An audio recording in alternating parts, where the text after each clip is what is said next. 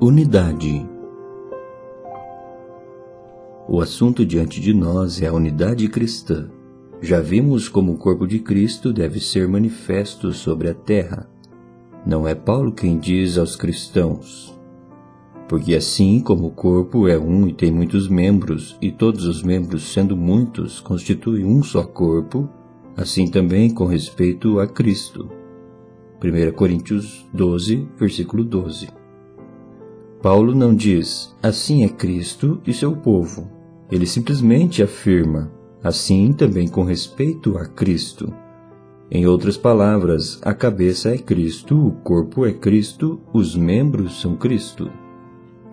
Quando uma luz subitamente brilhou ao redor de Paulo, próximo a Damasco, ele foi desafiado com: Saulo, Saulo, por que me persegues? Em resposta à pergunta, quem és tu, Senhor? O Senhor disse, eu sou Jesus, a quem tu persegues. Veja Atos, capítulo 9, versículos 3 ao 5. Mas o eu, Jesus, está no céu. Como pode uma pessoa terrena, Paulo, com uma carta do sumo sacerdote, perseguir Jesus de Nazaré que se assenta à destra do Pai? Aqui vemos a unidade do corpo de Cristo. A cabeça, o corpo e os membros são Cristo. Esta é a razão por que nosso Senhor não disse a Saulo, por que persegues o meu povo? Ou por que persegues a minha igreja? Em vez disso, ele disse, por que me persegues? Aqui podemos ver que Cristo e a igreja são um. A unidade está sobre a terra hoje. O Cristo a quem Saulo perseguia foi manifestado na terra, pois ele poderia ser e estava sendo perseguido. Assim também é Cristo. O corpo de Cristo também está sobre a terra. O corpo é um, porém são muitos membros. Ainda que sejam muitos membros, o corpo é apenas um. Está sobre a terra, pois é alvo de perseguição. Saulo perseguia o que ele pôde encontrar daquele corpo na terra. Mas o Senhor mostrou-lhe que era ele, o Senhor, que perseguia. Essa questão é de grande significado. O corpo de Cristo é um. Assim como uma pessoa possui apenas um corpo, assim deve ser manifestado o corpo de Cristo sobre a terra agora. Não deve aguardar para ser demonstrado no céu. Em 1 Coríntios 12 é mencionado acerca do corpo de Cristo que se um membro sofre, todos sofrem com ele. E se um deles é honrado, com ele todos se regozijam. Isso claramente mostra que o corpo de Cristo se refere a algo sobre a terra. Caso estivesse no céu, poderíamos falar de honra, mas não poderíamos falar de sofrimento, pois é impossível que o corpo sofra no céu. Apenas na terra um membro pode estar sujeito ao sofrimento. Somente na terra está o corpo sujeito à perseguição. Por isso, a unidade do corpo de Cristo não é apenas uma realidade futura a se concretizar no céu, mas também um fato presente sobre a terra. Em sua oração, em João 17, o Senhor ora pela unidade da igreja na terra, a fim de que todos sejam um como és tu, ó Pai, em mim e eu em ti. Também sejam eles em nós para que o mundo creia que tu me enviaste. Se omitirmos a seção parentética central dessa passagem e lermos o restante do texto, a fim de que todos sejam um para que o mundo creia que tu me enviaste, podemos ver claramente que a unidade da igreja deve induzir o mundo a crer. Uma vez que os que virão a crer são pessoas do mundo, é evidente que essa manifestação deva ocorrer diante do mundo. O Senhor espera que o mundo creia. Essa unidade, portanto, está presente na terra hoje. Assim, o problema a ser resolvido é a manifestação da unidade cristã hoje. Não devemos apenas aguardar por ela no céu, em algum dia futuro. Naturalmente, no futuro, todos os cristãos serão um no céu. Mas hoje, essa unidade necessita ser praticada e, portanto, manifestada na terra. Aqueles que já creram não devem consolar os novos crentes dizendo: não se preocupe agora com a unidade da igreja ou dos cristãos. Um dia no céu todos seremos um. Não, o que o Senhor demanda hoje é a unidade na terra. A responsabilidade por esta unidade está sobre todos nós. Portanto, não adie essa questão para o futuro, no céu. Ter essa unidade cristã manifestada sobre a terra hoje é uma das questões primordiais. A unidade é limitada ao corpo. Muitos tentam ser um com todos os que externamente professam ser cristãos, negligenciando se aquelas pessoas são de fato o povo de Deus e possuem a nova vida, desconsiderando se verdadeiramente são membros do corpo de Cristo. A unidade que tais pessoas advogam excede o escopo do corpo de Cristo. A unidade delas inclui os que estão espiritualmente mortos, e isso é algo estranho ao corpo de Cristo. A palavra de Deus não permite tal unidade, pois o que a Bíblia promove é a unidade do corpo. Gostaria de enfatizar aqui que a unidade do corpo é a unidade da igreja. A unidade da igreja é limitada ao corpo e não pode ser estendida para além dele. A palavra de Deus nunca aprova a unidade com crentes nominais. Número 1. Joio e trigo. Algumas vezes pessoas citam Mateus 13 acerca da questão da unidade. A segunda parábola diz: O reino dos céus é semelhante a um homem que semeou boa semente no seu campo. Mas enquanto os homens dormiam, veio o inimigo deles, semeou o joio no meio do trigo e retirou-se. E quando a erva cresceu e produziu fruto, apareceram também o joio. Então, vindo os servos do dono da casa, lhe disseram: Senhor, não semeaste boa semente no teu campo? De onde vem, pois, o joio? Ele, porém, lhes respondeu: Um inimigo fez isso. Mas os servos lhe perguntaram: Queres que vamos e arranquemos o joio? Não, replicou ele, para que ao separar o joio não arranqueis também com ele o trigo. Deixai-os crescer juntos até a colheita. E no tempo da colheita direi aos ceifeiros: Ajuntai primeiro o joio, atai-o em feixes para ser queimado, mas o trigo recolhei-o no meu celeiro. Mateus 13, versículos 24 ao 30. Muitas pessoas erroneamente interpretam a unidade do corpo como sendo a unidade do trigo e do joio. Elas entendem que a unidade não é apenas com o trigo, mas também com o joio. Essas pessoas não entendem que nessa parábola o Senhor não está lidando com a questão da unidade. Ele não está divulgando a mistura dos crentes com os não crentes. Ele apenas sugere aqui que os crentes não devem tentar matar ou machucar os não crentes. A Igreja Católica Romana errou em tentar remover o joio, aqueles a quem denominam heréticos. Erram não apenas no princípio, mas também na prática. Ao remover o joio, arrancam juntamente o trigo, pois consideram os protestantes como heréticos. O Senhor não nos deu a incumbência de remover o joio do mundo. Ele ensina, no entanto, que na igreja deve haver separação. Permitir que ambos cresçam até o tempo da colheita refere-se ao joio e ao trigo, não na igreja, mas no mundo. O campo na parábola é o mundo, não a igreja. Em outras palavras, não nos é demandado remover os cristãos nominais do mundo, como o sistema católico romano procurou fazer. Deve-se permitir aos cristãos nominais que vivam no mundo, mas isso de forma alguma implica em que a unidade do corpo de Cristo os inclua. Hoje em dia, nas assim chamadas organizações cristãs, há grandes multidões de não crentes. Essas sociedades recebem não crentes, o joio em suas igrejas. O Senhor, no entanto, permite que haja joio apenas no mundo. Ele não permite que sejam recebidos na igreja. Ele deseja que a unidade cristã seja mantida na igreja, mas não no mundo. Há dois extremos hoje.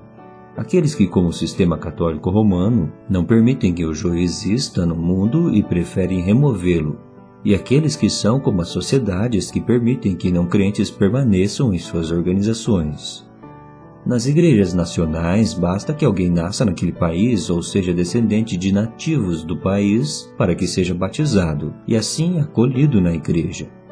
Isso abre a porta da igreja para não crentes. Tal atitude não é bíblica.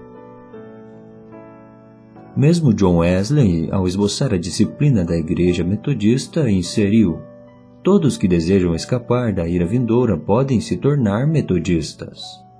Esta afirmativa, no entanto, é muito geral. Wesley foi alguém grandemente usado por Deus. Em muitas coisas, ele nos supera. Ainda assim, frente a essa afirmativa, podemos protestar. Irmão, essa sua afirmativa é muito geral. Budistas também podem ser contados entre os que desejam escapar da ira vindoura, mas a Igreja não os inclui. Portanto, a Igreja não pode incluir todos os que meramente buscam escapar da ira vindoura. Vejamos agora o que é a Igreja. A Igreja é composta de todos quantos possuem a vida de Cristo, de todos aqueles a quem Cristo a si mesmo se deu. Essas pessoas são o corpo de Cristo. Como consequência, a unidade cristã inclui todos os filhos de Deus. Não inclui qualquer cristão nominal que não tenha sido regenerado e ainda pertence ao mundo. Tais pessoas não pertencem à Igreja e, portanto, não estão incluídas nessa unidade. Número 2. Uma questão de princípio. Um servo do Senhor disse-me certa vez: não rejeitamos qualquer pessoa salva. Certamente concordei. Não esperamos que qualquer igreja rejeite pessoas salvas. Mas permita-me perguntar-lhe se rejeitam aqueles que não são salvos. Ele me respondeu: você é muito estrito, pois presume conhecer quem é salvo e quem não é. Não fazemos isso. Reconheci que o que ele dissera era razoável, mas ainda assim insisti. Não pergunto se você sabe quem é salvo e quem não é. A minha pergunta é: supondo que você saiba que certa pessoa não é salva, ainda assim você a receberia na igreja? A controvérsia não se refere ao fato, mas sim ao princípio. Se você souber que alguém não é salvo, ainda assim o receberia? Aqueceu ele honestamente. Temo que devemos recebê-lo, mas se soubermos que não é salvo. Se por princípio a igreja recebe alguém não salvo, não pode ser reconhecida como igreja. Receber alguém por princípio é diferente de receber alguém de fato. Não sabemos se Simão, o encantador em Atos 8, foi salvo ou não. Verdadeiramente, muitos, ao serem questionados, parecem ser salvos, mas de fato podem não ser. A despeito disso, eles são examinados no tocante à sua fé, pois assim fazer é uma questão de princípio. Se qualquer sociedade está disposta a receber pessoas sem procurar descobrir se são salvas ou não, essa sociedade já quebrou o princípio da unidade do corpo de Cristo. A questão hoje não se refere ao procedimento, mas ao princípio. Por exemplo, foi decretado que todos os descendentes de Huangti podem tornar-se cidadãos chineses. Este é um princípio. Se alguém pertence à raça Tao, os japoneses, for erroneamente aceito como um chinês, isso constitui-se um erro de procedimento. Mas se for decretado que a raça Tao também pode ser considerada como chinesa, o princípio então foi mudado. Ao longo dos séculos, muitos erros foram cometidos nessa questão de se determinar quem é chinês. Também temos cometido erros quanto aos que são salvos. Que Deus tenha misericórdia de nós, pois nada temos do que nos orgulhar. No entanto, é claro que o Senhor decretou o princípio de que a igreja não deve abrir as portas para receber não crentes. Portanto, irmãos, se um grupo mantém uma postura de portas abertas por princípio, se der boas-vindas aos não cristãos bem como aos cristãos, definitivamente não é uma igreja, é o mundo, pois apenas no mundo o joio e o trigo crescem juntos. A igreja é o ajuntamento dos chamados para fora. Como pode ela acomodar ambos, chamados e não chamados? Se um grupo ou uma sociedade abre as portas amplamente de modo a receber não crentes e crentes, não é um grupo cristão e sua unidade não é cristã. Por fim, o Senhor me abrirá os olhos para eu ver que devo sair desse grupo. Quando sair, não estarei quebrando a unidade cristã, pois tal grupo não a possui. É uma mistura, uma confusão. O mandamento de Deus é de que saiamos dessa confusão. Não vos ponhais em julgo desigual com os incrédulos, porque que sociedade pode haver entre a justiça e a iniquidade? Ou que comunhão da luz com as trevas? Que harmonia entre Cristo e o maligno? Ou que união do crente com o incrédulo? Que ligação há entre o santuário de Deus e os ídolos? Porque nós somos o santuário do Deus vivente. 2 Coríntios 6, versículos 14 ao 16. Vocês devem saber quem são o templo do Deus vivo. Portanto, nada tem a ver com os ídolos. Como ele próprio disse, habitarei e andarei entre eles, serei o seu Deus e eles serão o meu povo. Vocês são o templo do Deus vivo, em que ele habita e com quem ele anda. Ele é o seu Deus e vocês são o povo dele. Qual então é a questão? Por isso, retirai-vos do meio deles. Separai-vos, diz o Senhor. Não toqueis em coisas impuras, e eu vos receberei. Serei vosso pai, e vós sereis para mim filhos e filhas, diz o Senhor Todo-Poderoso. Aqui nos é mostrado que devemos sair de qualquer associação que leva o nome de cristã, e ainda assim inclui não crentes. É imperativo que a igreja, por princípio, não receba não crentes. Certa vez um irmão me perguntou, você erroneamente já recebeu pessoas? Ainda que naquele momento não tivesse consciente de tê-la feito, respondi, talvez, mas muito poucos.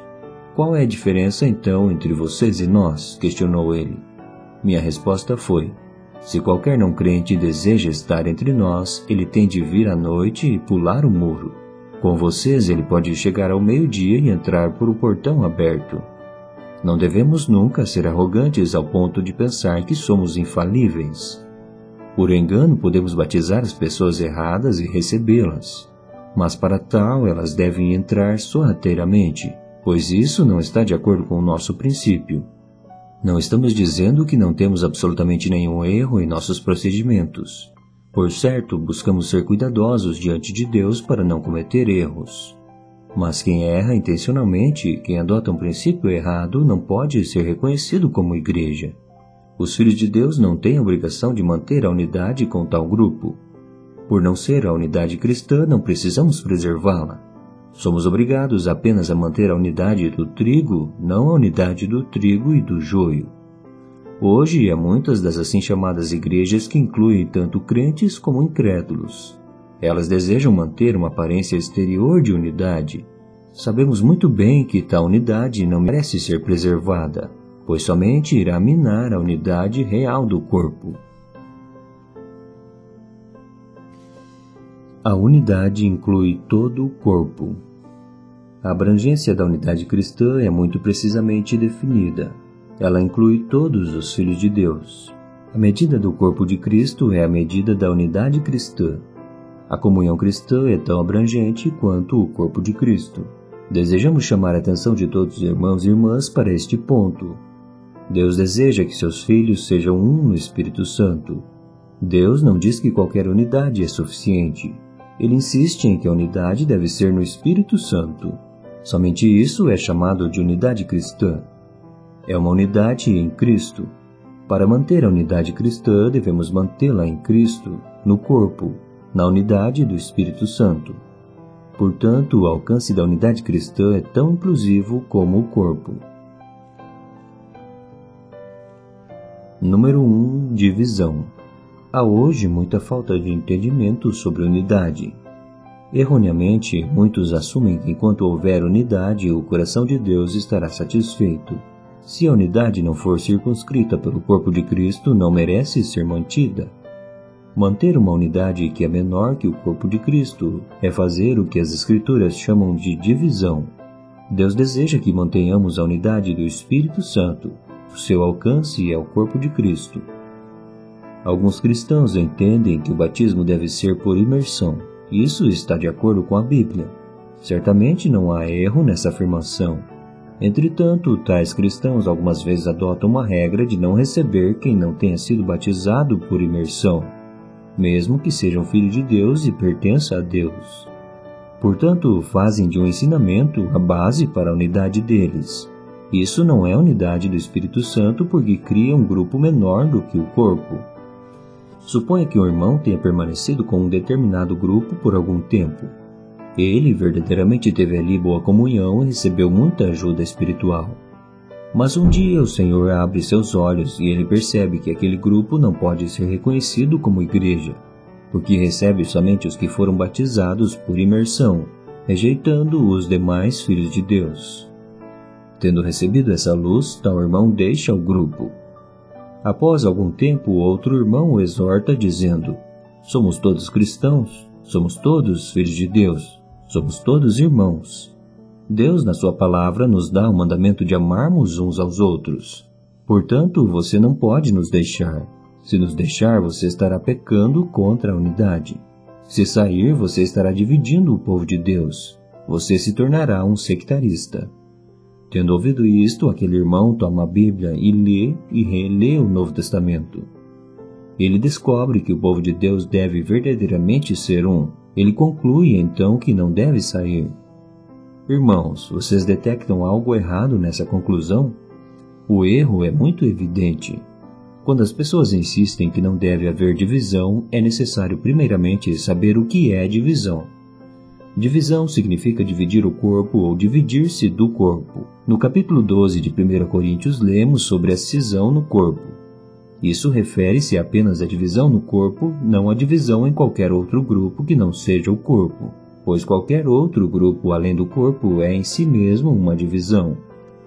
A unidade cristã que Deus prescreve é tão compreensiva quanto o corpo de Cristo. Nunca devemos pecar contra ela, nem mesmo sair dela. Mas caso um grupo menor e mais limitado do que o corpo de Cristo exigir unidade, afirmamos que isso não é unidade cristã. Não é a unidade no Espírito Santo. Por quê? Porque essa unidade não é tão abrangente quanto a unidade do corpo.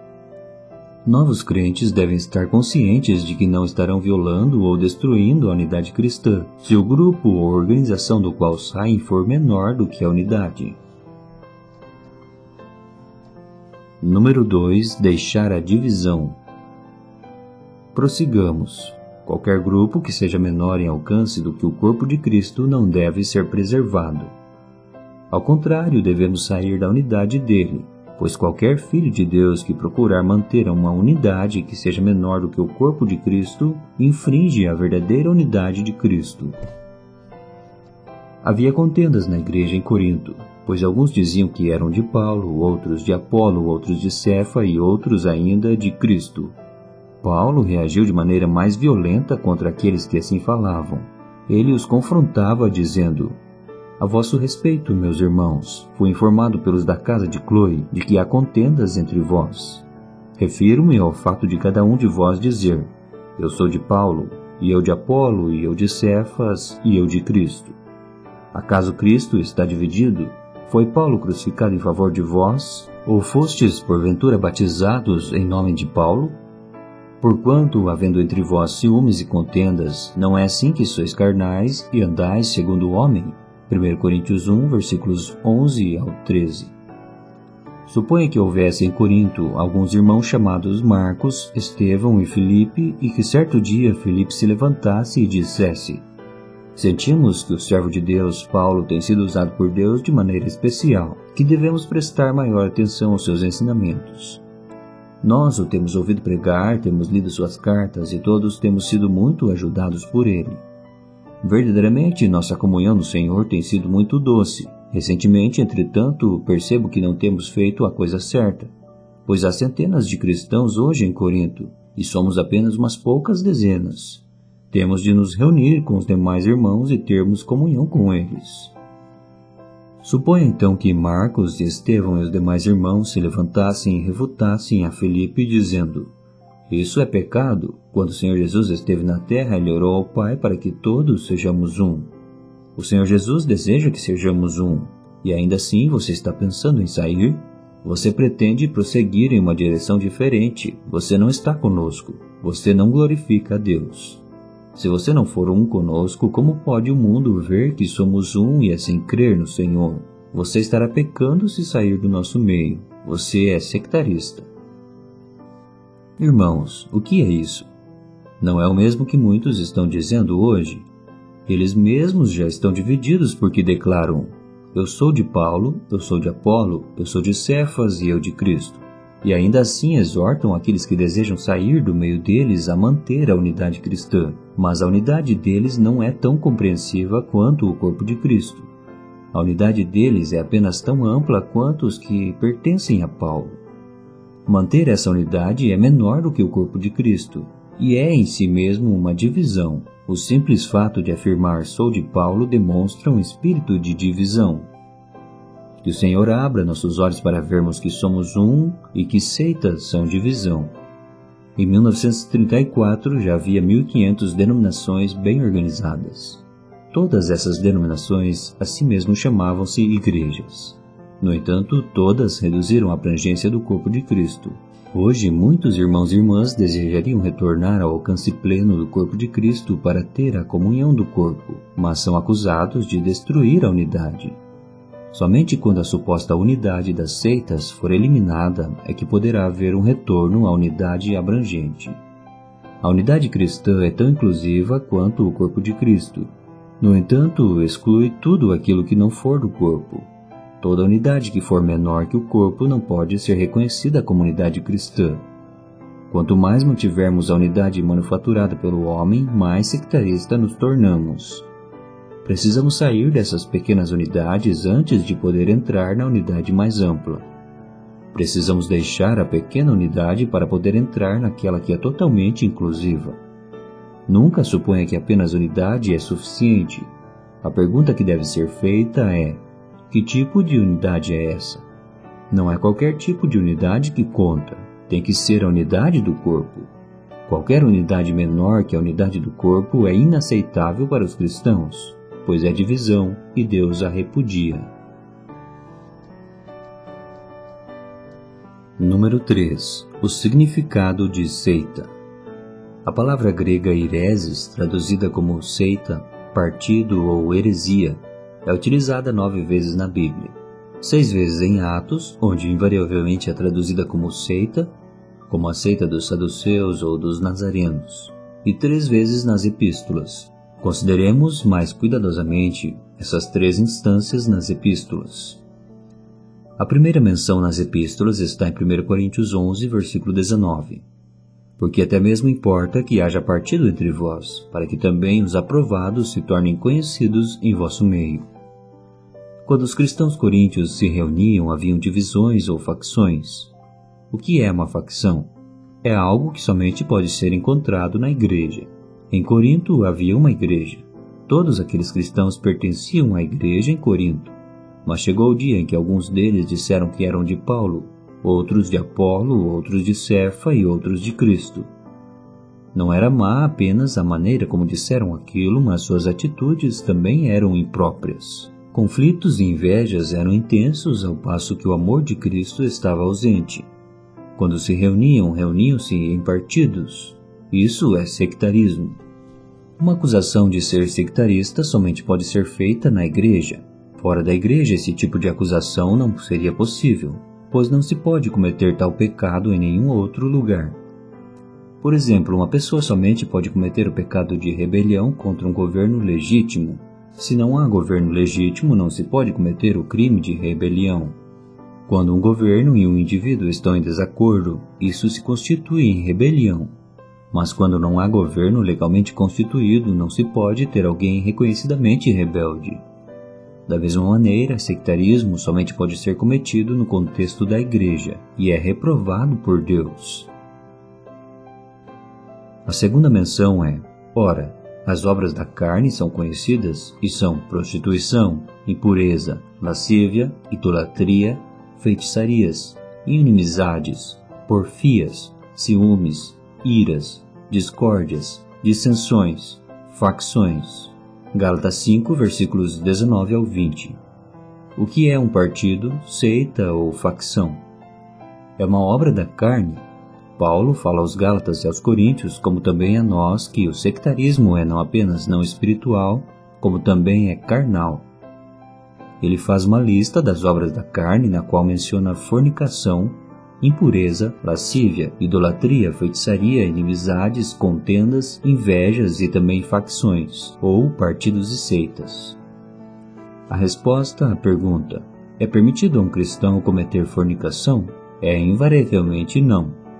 A resposta a uma pergunta: um cristão pode adorar ídolos? Novamente, é definitivamente não. Mas a resposta à pergunta: cristãos podem se dividir em seitas? Seria que, ainda que externamente possa haver divisão, ainda assim no coração não há tal divisão. Isso soa como os adoradores de ídolos que nos dizem, ainda que adorem a ídolos externamente, seu coração não está naquilo. Permita-me dizer-lhes que tais ações são indesculpáveis, pois são condenadas por Deus. Surpreende-me encontrar pessoas que professam ser servos de Deus e ainda em seus escritos afirmarem que é correto para o cristão permanecer em uma seita.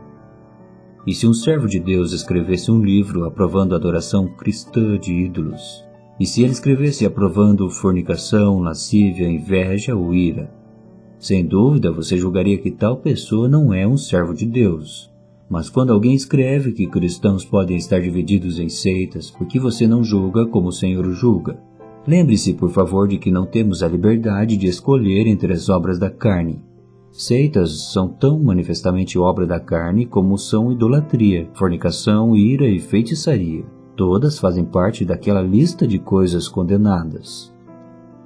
A palavra aireses possui significado distinto no grego, mas no português é traduzida como partidos em 1 Coríntios 11, 19 e facções em Gálatas 5, versículo 20. Todos que conhecem o português sabem que heresia é apenas uma transliteração da palavra grego aireses. Não provê nenhum sentimento mais claro a não ser que seja estudada no original grego. No original significa seitas, que são condenadas por Deus como obra da carne. Portanto, não somos obrigados a manter a unidade de uma seita. Na realidade, manter tal unidade é destruir a unidade cristã. A terceira menção nas epístolas: assim como no meio do povo de Deus surgiram falsos profetas, assim também haverá entre vós falsos mestres, os quais introduzirão dissimuladamente heresias destruidoras até o ponto de renegarem o soberano Senhor que os resgatou, trazendo sobre si mesmos repentina destruição. 2 Pedro 2, versículo 1. Saibam, portanto, que as seitas ou heresias são destrutivas, sendo trazidas por falsos mestres. Todos que pertencem a Deus devem aprender a manter a unidade cristã. Não devemos procurar manter qualquer unidade que seja menor do que o corpo. Unidade não é associação. Uma vez que as pessoas percebem quão destrutivas são as seitas e como Deus as condena, começam a descobrir a necessidade da unidade cristã. Tornam-se conscientes de que é inadequado ter comunhão com qualquer grupo que seja menor que o corpo de Cristo, e ao mesmo tempo tornam-se cientes da necessidade de comunhão com todos os filhos de Deus. Nos dias de hoje, tal despertar é bastante amplo entre os cristãos. Algum tempo atrás, um líder cristão escreveu-me uma carta na qual afirmava: ainda que não aprovemos o ensinamento contrário às seitas, no entanto concordamos que a unidade cristã é fundamental. Certamente hoje os líderes cristãos verdadeiramente sabem que devem enfatizar a unidade cristã e não a unidade sectarista. Reconheço que nas últimas décadas muitos enfatizaram a unidade. No entanto, o resultado disso foi a unidade de associação e não a unidade do corpo. A primeira é produzida pelo homem e é denominada movimento ecumênico ou obra interdenominacional. Pessoalmente, eu entendo que ambas são uma tentativa de conciliação e ficam aquém nos dois extremos. Permita-me ser muito franco. Se seitas são corretas, devem ser positivamente mantidas. Se são erradas, devem ser rejeitadas. Mas em lugar disso, o que fazem as pessoas? Algumas reconhecem que seitas são incorretas, mas ainda assim as retêm. Outros afirmam que elas são corretas e mesmo assim as rejeitam. No tocante às seitas, tal mente dobre certamente constitui-se numa atitude não cristã.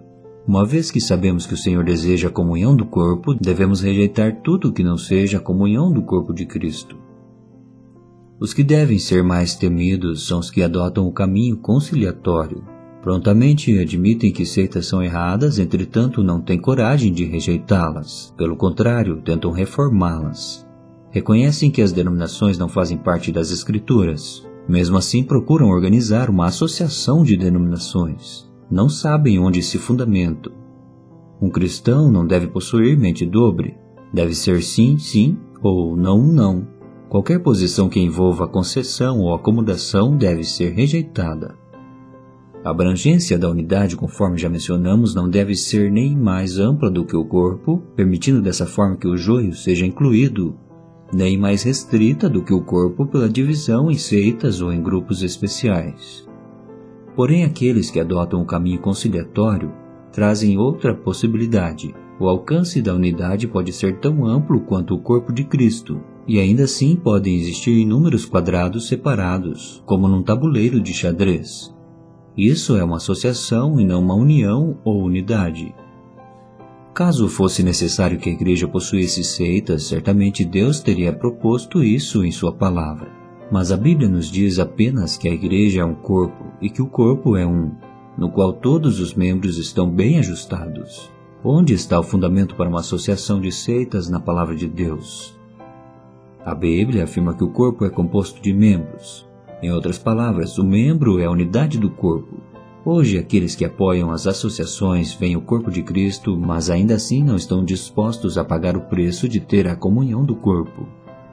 Ainda que realmente enfatizem o corpo de Cristo, a unidade que adotam não é a dos membros, mas ao contrário é a de grupos ou seitas. Mas a unidade da comunhão cristã é o cristão. O corpo é composto de todos os cristãos. Organizar os cristãos em grupos, e então unir esses grupos para se ter comunhão, adiciona algo àquilo que Deus ordenou. Deus reuniu todos os seus filhos no corpo de Cristo, para que ele possa manifestar sua glória. Mas os homens tentam unir diferentes seitas, grupos que formam opiniões, maneiras e ensinamentos diferentes, em uma grande associação.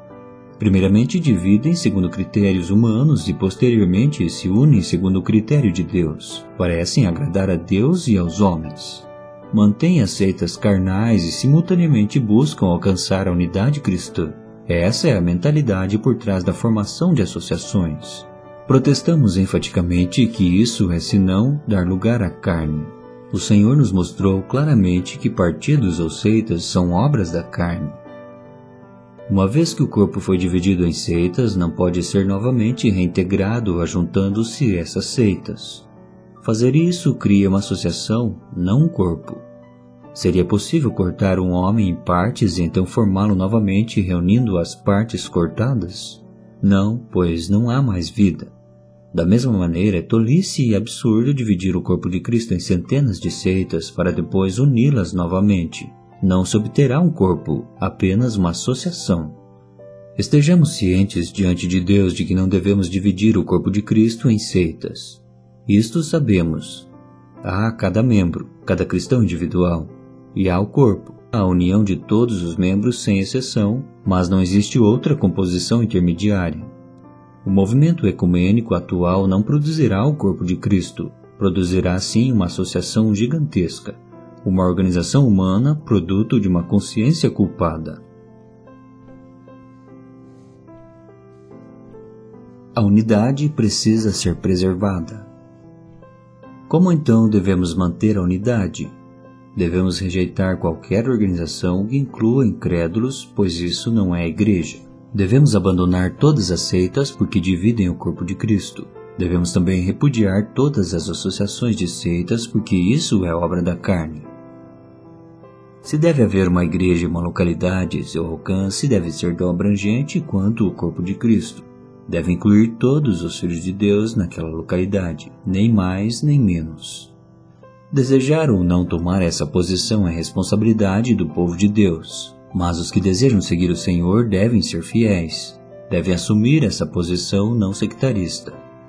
A regra fundamental é que a igreja não inclui qualquer incrédulo, nem permite que qualquer tipo de associação substitua o corpo. A base na qual nos firmamos é o corpo de Cristo, pois esta é a abrangência da igreja, e esta é a única direção que os filhos de Deus devem manter em cada lugar. Sem hesitar, concordamos que existem muitos irmãos e irmãs em seitas, em igrejas nacionais e em várias associações. Se forem fiéis ao Senhor, devem retornar ao princípio e permanecer juntos na base da igreja. A porta está sempre aberta a eles, mas não podemos nos firmar em outra base a não ser o corpo de Cristo. Algumas pessoas insinuam que a igreja de Deus foi dissolvida e sua porta foi fechada porque tantos filhos de Deus têm vagueado em várias denominações. No entanto, se permanecermos juntos na base da igreja, declaramos que os filhos de Deus sobre a terra não estão espalhados e que a porta da igreja não pode ser fechada. Desejamos ser fiéis para manter esse testemunho. Temos um lar no qual conosco habitam nosso Pai, nosso Senhor e o Espírito Santo. Ainda que sejamos poucos, não nos é suficiente a presença do Deus triuno? Como poderíamos nos vangloriar de ter um lar se não nos importamos de perder a comunhão com tantos irmãos que se têm dividido, como se não se importassem em manifestar a realidade de que há um só corpo? Que tipo de lar teríamos assim? Algo estaria drasticamente errado. Não, para nós é triste e parte-nos o coração se houver um irmão ou irmã sequer envolvido em alguma organização. Há duas atitudes que devemos manter. Por um lado, guardar e manter o fundamento da unidade do corpo. Por outro, ser humildes e nunca arrogantes. Se estivermos no fundamento da unidade, não podemos ficar orgulhosos e satisfeitos com o sentimento de que estamos em casa. Lembre-se de que há muitos que estão vagueando e ainda não perceberam que pertencem a esse lar. Sejamos humildes e aprendamos a orar, que a porta esteja sempre aberta a eles. Tenhamos qualquer que seja a situação a expectativa de que eles venham a entender que pertencemos ao mesmo lar. O fundamento do lar deve ser mantido. Não cometa o grave erro de assumir que hoje não há igreja como descrita no Novo Testamento. A base da unidade é o julgamento. Finalmente, irmãos e irmãs, lembremos-nos de uma coisa. A unidade do corpo não é apenas uma unidade de cristãos, mas também uma unidade com Deus. No Antigo Testamento podemos observar que cada vez que Deus se faz presente, houve julgamento. A presença de Deus é a presença da lei e, consequentemente, é também a presença de julgamento. Deus é santo. Se ele não estivesse presente, o julgamento não viria.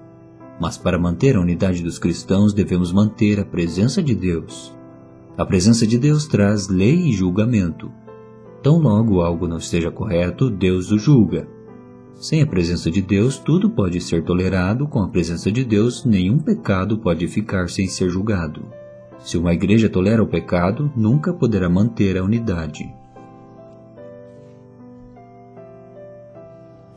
Número 1. Abandonar o pecado.